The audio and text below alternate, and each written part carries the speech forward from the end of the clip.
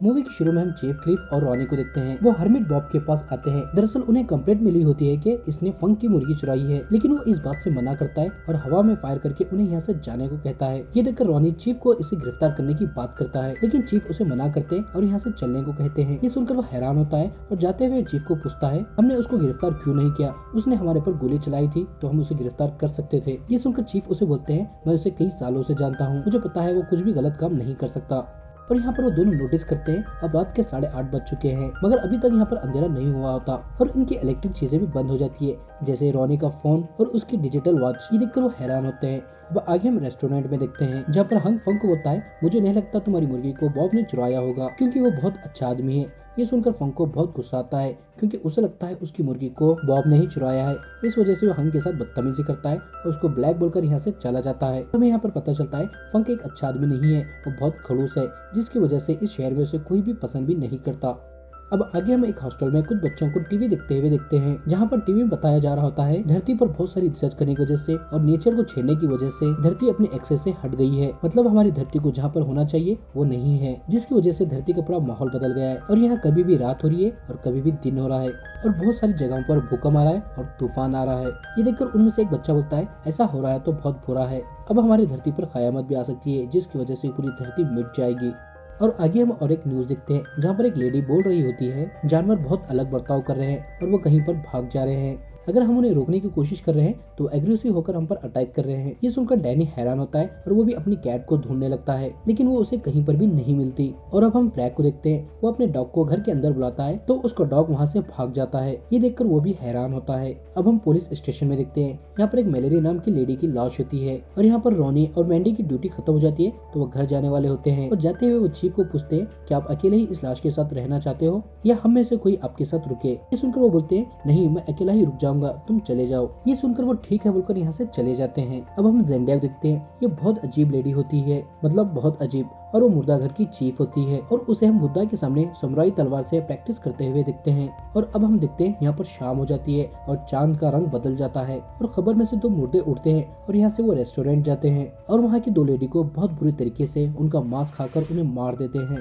और वो दोनों यहाँ से कॉफी पीते हुए चले जाते हैं। और अगली सुबह हैंक इन दोनों की लाश देखकर चीफ को कॉल करता है और चीफ यहाँ पर आते हैं और जाकर देखते हैं उनकी लाश को। वो देखते हैं वो बहुत बुरी तरह से मरे हुए हैं। ये देखकर वो बाहर आते हैं और हैंक उनसे बोलता है, शायद इन्हें जानवर ने मारा है या बहुत सारे जानवरों ने मिलकर मारा है। इतने में यहाँ पर रॉनी आता है, वो भी अंदर जाकर उन लाशों को देखकर बाहर आता है और वो चीफ को बोलता है, शायद इन्हें जानवर ने मारा है या बहुत सारे जानवर ने मिलकर मारा है। और यहाँ पर अब डैनी भी आती है और वो भी जाकर उन लाशों को देखती है और बाहर आती है और चीफ को बोलती है, शायद इन्हें जानवर ने मारा है या बहुत सारे जानवर ने मिलकर मारा है। ये बहुत मस्त फनी सीन होता है, अब इसे देखकर बहुत देर तक हंसने लगोगे, चलो जाने दो। मैंडी बहुत नरम दिल की होती है तो उसे उनकी लाशें देखकर उल्टी आती है और यहाँ पर रॉनी चीफ को बोलता है, शायद हमारे शहर में ज़ॉम्बी आ गए हैं और इनको ज़ॉम्बी ने ही मारा है, लेकिन चीफ इसकी बात पर यकीन नहीं करते। अब आगे हम देखते हैं इस शहर में 3 टीनेजर्स घूमने के लिए आते हैं और वो डैनी के मोटल में रुकते हैं और यहाँ पर चीफ और रॉनी भी होते हैं तो रॉनी उन्हें बताता है, शहर में 2 मर्डर्स हो गए हैं, इसलिए अब बाहर मत निकलिए। अब यहाँ से चीफ और रॉनी कब्रिस्तान जाते हैं तहकीकात करने के लिए और यहाँ पर उन्हें उन दोनों ज़ॉम्बीज की खबर मिलती है। ये देखकर रॉनी बोलता है, ये सब बहुत बुरा है, इसका अंत अच्छा नहीं होगा। हम देखते हैं ये भी कुछ अजीब हरकतें करता है, जैसे इसको सब कुछ पता हो। और अब हम बॉबी और हंक को देखते हैं। यहाँ पर बॉबी को लगता है शहर में ज़ॉम्बीज आ गए हैं, क्योंकि बॉबी ज़ॉम्बीज की पिक्चर बहुत देखता है और उनके कॉमिक्स भी बहुत पढ़ता है, इस वजह से उसे लगता है ये काम ज़ॉम्बीज का ही है। और यहाँ पर हंक भी उन दोनों की लाशों को देखकर डर जाते हैं और उन्हें भी बॉबी के ऊपर भरोसा होता है, तो दोनों मिलकर अब ज़ॉम्बीज को मारने की तैयारी करने लगते हैं। और अब यहाँ पर शाम हो जाती है और फिर से चांद का रंग बदल जाता है और कब्रिस्तान में इस बार 2 मुर्दे नहीं बल्कि बहुत सारे मुर्दे उठ जाते हैं, मतलब समझो पूरे, और वो सब पर हमला करने लगते हैं। जैसे डैन अभी भी अपनी बिल्ली को ढूंढ रहा होता है और यहाँ पर ज़ॉम्बीज आ जाते हैं और उस पर अटैक कर उसे मार डालते हैं और मरने के बाद वो भी ज़ॉम्बी बन जाता है। तीनों टीनेजर टूरिस्ट को मार डालता है। और अब पुलिस स्टेशन देखते हैं, चीफ और रॉनी ज़ॉम्बीज को मारने की तैयारी कर रहे होते हैं, लेकिन यहाँ पर मैंडी को लगता है ऐसा कुछ भी नहीं है। इतने में वो देखते हैं पुलिस स्टेशन में मौजूद डेड बॉडी उठ जाती है और उन्हें वाइन दो बोल रही होती है। ये देखकर वो तीनों हैरान होते हैं और यहाँ पर रॉनी उसका गला काटकर उसे मार डालता है, लेकिन वो देखते हैं उनके शरीर में खून के बजाय राख आ रही होती है, पता नहीं क्या हो रहा है। और यहाँ पर वो चीफ और मैंडी को बोलता है, अगर हम ज़ॉम्बीज का गला काटते हैं तो तभी वो मरते हैं। अब हम जेंडिया को देखते हैं, वो उसके पास के मुर्दों का मेकअप कर रही होती है इतने में वो मुर्दे उठ जाते हैं। ये देखकर ज़ेंडिया अपनी तलवार से एक सेकंड में उनके गले काट देती है और यहाँ से वो सीधा पुलिस स्टेशन आती है और उन्हें जाकर चेक करने को कहती है शहर में कोई बचा है या नहीं। ये सुनकर चीफ उसे यहाँ पर ही रहने को कहकर शहर में देखने जाने लगते हैं कौन कौन बचा है और वो देखते हैं शहर में सिर्फ और सिर्फ ज़ॉम्बीज फिर रहे हैं। और यहाँ पर वो अजीब चीज नोटिस करते हैं, कोई ज़ॉम्बी बेसबॉल खेल रहा है तो कोई शटल कॉक खेल रहा है, मतलब वो ज़ॉम्बी कुछ ना कुछ कर रहे हैं। ये देखकर उन्हें पता चलता है मरने से पहले जो वो लोगों को पसंद था वो ज़ॉम्बी बनकर कर रहे हैं। और यहाँ से वो मोटल जाते हैं और वो दिखते हैं सारे टूरिस्ट मर गए हैं। ये देखकर रॉनी उनका गला काट देता है आगे जाकर वो ज़ॉम्बी ना बन सके। और अब हम पुलिस स्टेशन में ज़ेंडिया को देखते हैं, वो कंप्यूटर पर कोडिंग कर किसी को अपना लोकेशन भेज रही होती है। और अब हम बॉबी और हंक को देखते हैं, उनके ऊपर बहुत सारे ज़ॉम्बी हमला करते हैं तो वो उन्हें रोक नहीं पाते और वो भी मर जाते हैं। और अब हम हॉस्टल के बच्चों को देखते हैं, वो हॉस्टल से निकलकर कोई सेफ जगह पर भाग जाते हैं, लेकिन हमें मूवी में भी नहीं बताया गया और मुझे भी नहीं पता वो कौन सी जगह है। और अब हम फ्रैंक के घर पर देखते हैं, ज़ॉम्बी फ्रैंक को भी मार डालते हैं और ये सब बॉब देख रहा होता है और यहाँ पर वो चिकन का लेग पीस भी खा रहा होता है। इसका मतलब उस मुर्गी को इसी ने चुराया था।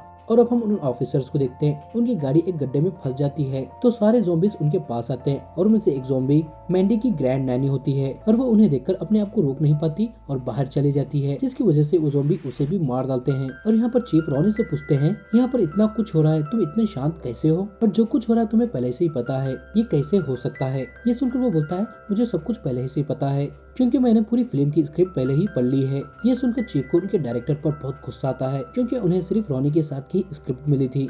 भाई साहब, ये मूवी है को इन्हें पहले से ही पता है। ये सुनकर मैं खुद हैरान हो गया था, लेकिन मुझे लग रहा था ये कहीं ना कहीं होने वाला है। जाने तो स्टोरी पर आते हैं। इतने में यहाँ पर ज़ेंडिया आती है और उसके आते ही यहाँ पर स्पेसशिप भी आती है और वो उसे लेकर यहाँ से चली जाती है। इसका मतलब ज़ेंडिया एक एलियन थी। ये देखकर चीफ रॉनी से पूछते हैं, क्या ये स्क्रिप्ट में था? ये सुनकर रॉनी उन्हें बोलता है, नहीं ये स्क्रिप्ट में नहीं था, इसके बारे में मुझे भी कुछ पता नहीं है।